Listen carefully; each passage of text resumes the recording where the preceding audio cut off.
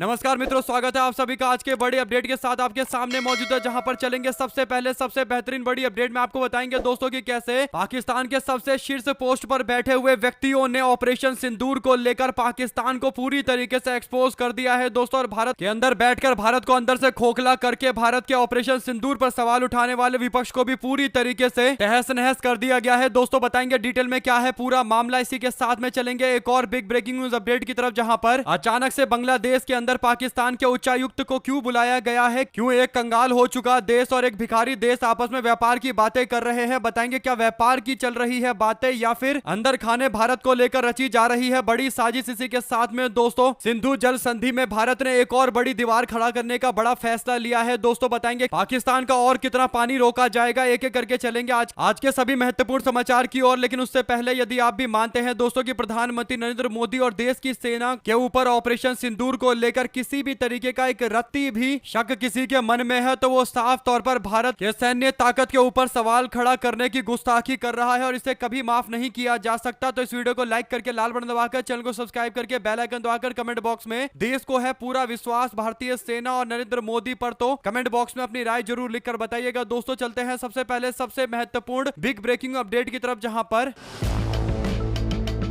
पाकिस्तान साल 2025 को कभी नहीं भूल पाएगा। यह दुनिया की तारीख में एक ऐसा उदाहरण पाकिस्तान के खिलाफ भारत के तय करने का मामला है, जिसमें पाकिस्तान हमेशा से तड़प तड़प कर इन यादों को याद करता रहेगा कि आखिर 2025 में उसके साथ भारत ने कितना ज्यादा बड़ा गेम खेला और उसकी कितनी बुरी तरीके से धुलाई हुई। 22 अप्रैल 2025 को पहलगाम के आतंकी हमले के बाद भारतीय सेना ने अपना पराक्रम दिखाते हुए जवाब में ऑपरेशन सिंदूर लॉन्च कर दिया और भारत ने पाकिस्तान के आतंकी ठिकानों और मिलिट्री एयरबेस के ऊपर एक के बाद एक बम फोड़े दोस्तों। और धमाके इतने हुए कि पाकिस्तान की नींदें पूरी तरीके से उड़ गई। लेकिन भारत में बैठे कुछ तथाकथित विपक्ष के लोगों को भारतीय सेना के पराक्रम को लेकर सवाल उठाने का मन करता रहता है दोस्तों, और जब देखो तब उल्टा बोलते रहते हैं। अभी हाल फिलहाल के अंदर ही कांग्रेस पार्टी के पूर्व मुख्यमंत्री महाराष्ट्र पृथ्वीराज चव्हाण की ओर से भारतीय सेना के ऑपरेशन सिंदूर को लेकर स्पेशल प्रेस कॉन्फ्रेंस बुलाकर झूठ पर झूठ बोला गया और पाकिस्तान को कोई नुकसान नहीं हुआ। इस तरीके के झूठे नैरेटिव गढ़ने लगे दोस्तों, यानी अपना एजेंडा सेट करने के लिए इस तरीके से खुलेआम भारतीय सेना के पराक्रम को लेकर सवाल खड़ा कर रहे थे। लेकिन अब इन सभी लोगों के मुंह पर इतना तगड़ा चाटा पड़ा है, जिसे लेकर अब ये वापस कभी भारतीय सेना पर सवाल उठाने से पहले 10 बारी सोचेंगे। हुआ यह है कि अचानक से पाकिस्तान के राष्ट्रपति आसिफ अली जरदारी और मंत्री इशाक डार ने ऑपरेशन सिंदूर की मार को स्वीकार किया है। पाकिस्तान के उप प्रधानमंत्री इशाक डार ने कबूल किया है कि भारत ने 10 मई की सुबह नूर खान हवाई अड्डे पर हमला किया था। डार ने कहा कि मई में हुए संघर्ष के दौरान इस्लामाबाद में पाकिस्तान और भारत के बीच में मध्यस्थता का अनुरोध नहीं किया गया था, लेकिन उन्होंने दावा किया कि अमेरिकी विदेश मंत्री मार्को रूबियो और सऊदी अरब के विदेश मंत्री प्रिंस फैसल बिन फरहान ने भारत की बात करने की इच्छा जाहिर की थी, यानी भारत से बात करने की इच्छा जाहिर की थी। पाकिस्तान पर दबाव बनाया गया था कि वो भारत से बात करे। यानी पहली बात तो यह स्वीकार किया है इशाक डार ने कि भारत और पाकिस्तान के संघर्ष में भारत ने मध्यस्थता की कोई बात नहीं की थी। यहां तक कि पाकिस्तान दावा कर रहा है कि उसने भी कुछ नहीं कहा था। आगे इशाक डार ने कहा कि भारत की ओर से पाकिस्तान की तरफ ड्रोन भेजे गए। 36 घंटे में भारत ने 80 ड्रोन भेजे थे पाकिस्तान पर अटैक करने के लिए। उसमें से 80 में से 79 ड्रोन को रिजेक्ट कर दिया पाकिस्तान ने। केवल एक ड्रोन एक मिलिट्री ठिकाने पर जाकर गिरा, जिसमें एक जवान शहीद भी हो गया। यानी इशाक डार इस बात को खुलेआम स्वीकार कर रहा है कि भारत के ड्रोन अटैक में मिलिट्री इंस्टॉलेशन के ऊपर अटैक हुआ और उसमें एक पाकिस्तानी जवान की मौत हो गई। कुल मिलाकर दोस्तों अगर आप इस बयान को एनालिसिस करेंगे तो साफ तौर पर इशाक डार यानी पाकिस्तान के उप प्रधानमंत्री इस बात को स्वीकार कर रहे हैं कि भारत का एक ड्रोन मिलिट्री ठिकाने के ऊपर पाकिस्तान में गिरा। अभी तक ये मानने को तैयार नहीं थे कि भारत का कोई ड्रोन भी अटैक इनके दूर दूर तक आसपास भटका हो, लेकिन अब ये कह रहे हैं कि एक मिलिट्री ठिकाने पर एक ड्रोन जाकर गिरा। जब ये बात स्वीकार करने को पाकिस्तान का एक टॉप लेवल का अधिकारी या यूं कहिए राजनेता स्वीकार करने को तैयार है, तो इसका सीधा मतलब यह है कि अटैक और ज्यादा गंभीर तरीके से पाकिस्तान के ऊपर हुए। अगर आप भी मानते हैं दोस्तों कि अगर दुश्मन ये स्वीकार करता है कि उसके ऊपर एक अटैक हुआ है, तो इसका मतलब उस पर कम से कम 50 और सैकड़ों अटैक हो चुके हैं, तब जाकर वो एक अटैक को मानता है। तो इशाक डार ने तो यह बात साबित कर दी कि भारतीय सेना के शौर्य में कोई कमी नहीं थी। अब भारत के अंदर बैठे विपक्ष के कुछ सांसदों को और नेताओं को यह स्वीकार करना पड़ेगा कि भारतीय सेना ने पाकिस्तान को नाकों तले चने चबा दिए। अगर आप भी मानते हैं कि जो लोग भारतीय सेना पर सवाल उठा रहे हैं, उन लोगों को एक बार पाकिस्तान के इशाक डार के बयान को देखना चाहिए। और आसिफ अली जरदारी खुलासा कर रहा है कि ऑपरेशन सिंदूर के दौरान उन्हें अपनी सुरक्षा के लिए एक बंकर में शरण लेने की सलाह दी गई थी। अब राष्ट्रपति पाकिस्तान का आसिफ अली जरदारी जनता के बीच में तो ये स्वीकार करेगा नहीं कि वो डरकर बंकर के अंदर चला गया था। तो वो अब जनता के सामने बोल रहा है कि मुझे ऑफर मिला था बंकर में जाने का। ऑफर का मतलब ये है कि ये बंकर में बैठा हुआ था और पूरी बात नहीं बता रहा। अगर आप भी मानते हैं दोस्तों कि अगर ये एक बात बता रहा है, इसका मतलब ये 10 बात छुपाने की कोशिश कर रहा है। इसका सीधा मतलब ये है कि जो लोग भारत और पाकिस्तान के युद्ध को लेकर सवाल खड़ा कर रहे थे भारतीय सेना के ऊपर और सरकार की क्षमता के ऊपर, उन लोगों के लिए ये करारा तमाचा है। 2 शब्द जरूर लिखकर बताएगा दोस्तों। और इशाक डार और आसिफ अली जरदारी ने पूरी तरीके से विपक्ष का प्रोपेगेंडा एक बार फिर से ध्वस्त कर डाला है। चलते हैं एक और बिग ब्रेकिंग न्यूज अपडेट की तरफ, जहां पर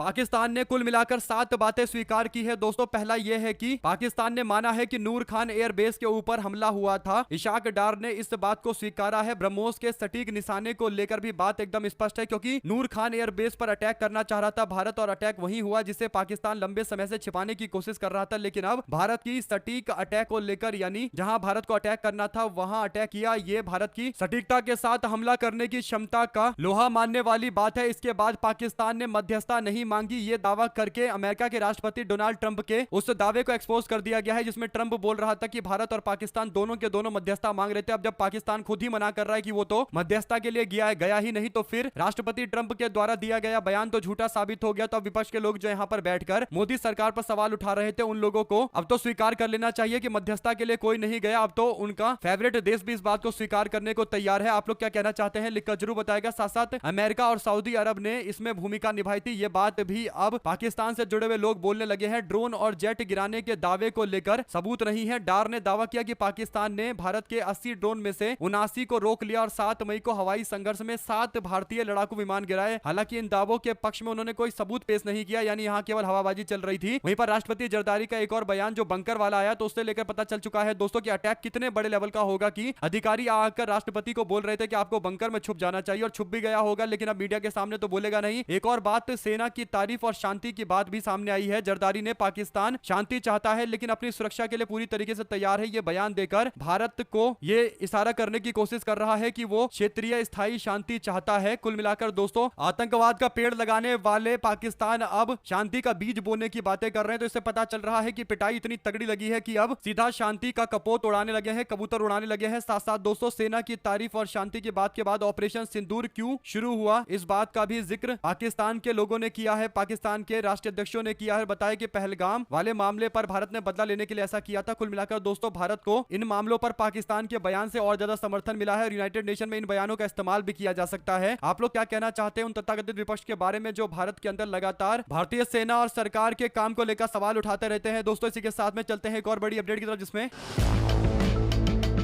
बांग्लादेश की स्थिति पूरी तरीके से डामाडोल हो चुकी है। बांग्लादेश अब मोहम्मद यूनुस से संभलता हुआ नजर नहीं आता, क्योंकि एक तो बांग्लादेश में चुनाव होने वाले हैं और दूसरा बांग्लादेश के अंदर शांति बनाए रखना एक बहुत बड़ी चुनौती है, क्योंकि बांग्लादेश के अंदर एक के बाद एक कई तरीके के हमले और हत्याओं के मामले सामने आ रहे हैं। बांग्लादेश के हिंदुओं के ऊपर जिस तरीके का अत्याचार चल रहा है, उस पर भारत सरकार की ओर से विरोध जताया गया। तो अब अचानक से बांग्लादेश के चीफ एडवाइजर प्रोफेसर तथाकथित प्रोफेसर मोहम्मद यूनुस ने पाकिस्तान के उच्चायुक्त इमरान हैदर को मिलने के लिए घर पर बुलाया। मुलाकात के दौरान दोनों देशों के बीच में व्यापार, निवेश और विमानन सहयोग बढ़ाने पर चर्चा हुई है, ऐसा दावा किया गया दोनों सरकारों के द्वारा। दोस्तों, लेकिन यह मुलाकात यूं ही नहीं हो रही है, इसके पीछे जरूर कोई राजनीतिक कदम उठाने की चर्चा चल रही है। कारण यह है कि बांग्लादेश और पाकिस्तान के बीच में $1 बिलियन का भी आपस में सहयोग नहीं होता है, एक्सपोर्ट इंपोर्ट नहीं होता है, और व्यापार बढ़ाने की चर्चा तो उनके साथ की जा सकती है जिनके साथ में ठीक ठाक व्यापार हो। जब पाकिस्तान और बांग्लादेश का कोई आपस में व्यापार ही नहीं है और पाकिस्तान की अर्थव्यवस्था पूरी तरीके से कोलैप्स हो चुकी है, बांग्लादेश भी पूरी तरीके से बर्बाद होने की स्थिति में पहुंच चुका है और ऐसा बर्बाद होगा कि वापस लौट कर नहीं आ पाएगा। तो एक और कंगाली से जूझ रहा बांग्लादेश है और दूसरी ओर भिखमंगे के नाम से प्रसिद्ध पाकिस्तान है। तो दोनों के बीच में आखिर व्यापार किस बात को लेकर हो रहा है, ये सवाल तो उठता ही है। और बांग्लादेश में पाकिस्तान के उच्चायुक्त के अचानक से बांग्लादेश के चीफ एडवाइजर प्रोफेसर यूनुस से मुलाकात को लेकर चर्चाएं तेज हो गई है। दोस्तों, दरअसल व्यापार तो इनका आपस में मुलाकात का एक बहाना है। दरअसल भारत के खिलाफ एक साजिश रचना इनकी सबसे बड़ी साजिश है, क्योंकि दोस्तों भारत ने भी फैसला ले रखा है कि पूरी तरीके से बांग्लादेश को सबक सिखाएंगे। अगर कोई भी ऐसी हरकत की जाएगी जो भारत विरोधी होगी तो बांग्लादेश को पूरी तरीके से जवाब दिया जाएगा। इसीलिए अब पाकिस्तान से बार बार बांग्लादेश मदद मांग रहा है, लेकिन पाकिस्तान बांग्लादेश में कुछ कर नहीं सकता, ये बात सबको पता है। दोस्तों, अगर आप भी मानते हैं कि बांग्लादेश चाहे पाकिस्तान से भारत के खिलाफ साजिश करने की तमाम कोशिश करवा ले, लेकिन बांग्लादेश में पाकिस्तान की उपस्थिति और बांग्लादेश में भारत की उपस्थिति में जमीन आसमान का अंतर है। 2 शब्द जरूर लिखकर बताएगा। चलते हैं एक और बड़ी अपडेट की तरफ दोस्तों, जहां पर